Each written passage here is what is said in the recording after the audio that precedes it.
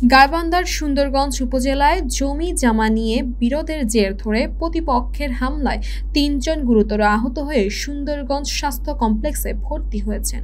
২৬ June রোজ বুধবার সকালে উপজেলার সর্বান্দ ইউনিয়নের উত্তর শাহবাজ গ্রামে ঘটনা ঘটে।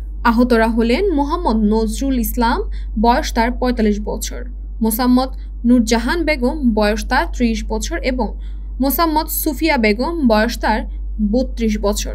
বৃহস্পতিবার সকালে আহত নজরুল ইসলামের অবস্থায় অবনতি হলে স্বাস্থ্য কমপ্লেক্সের চিকিৎসক তাকে রংপুর মেডিকেলে রেফার করেন।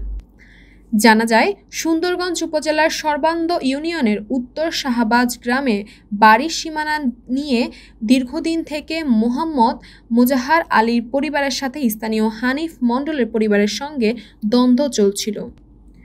জমিটি নিয়ে ওই ইউনিয়নের ইউনিয়ন পরিষদ মিটিং হওয়ার কথা ছিল, কিন্তু প্রতিপক্ষ সেই মিটিংয়ে হাজির হননি। এরই মধ্যে বুধবার সকাল ১০টায় হানিফ মণ্ডল দেশীয় অস্ত্রশস্ত্র সহ তার লোকজন নিয়ে বাড়ির সীমানা থাকা সুপারি, জাম্বুরা, মেহগনি ২৫টি গাছ কেটে ফেলে।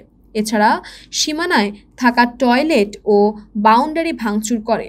মোজাহার আলী ও তার পরিবারের লোকজন তাদের এই অন্যায় কাজে বাধা দিতে আসলে বিবাদীগণ আরও ক্ষিপ্ত হয়ে ওঠে এবং অকথ্য ভাষায় গালিগালাজ করে, প্রাণনাশের হুমকি দিয়ে দেশীয় অস্ত্র নিয়ে তাদের এলোপাথারি কুপিয়ে রক্তাক্ত জখম করে। এই সময় মোজাহার আলীর স্ত্রী নুরজাহান বেগমের গলায় ১২ আনা ওজনের একটি স্বর্ণের চেইন ছিনিয়ে নিয়ে পালিয়ে যায়। এ সময় তাদের চিৎকারে এলাকার লোকজন এগিয়ে আসে এবং রক্তাক্ত জখম অবস্থায় তাদের উদ্ধার করে সুন্দরগঞ্জ উপজেলা স্বাস্থ্য কমপ্লেক্সে ভর্তি করান। গাছ, টয়লেট এবং বাউন্ডারি ভাঙচুর এবং স্বর্ণের চেইন বাবদ আহতদের পরিবারের ১,৪৫,০০০ টাকার ক্ষতির সাধন হয়।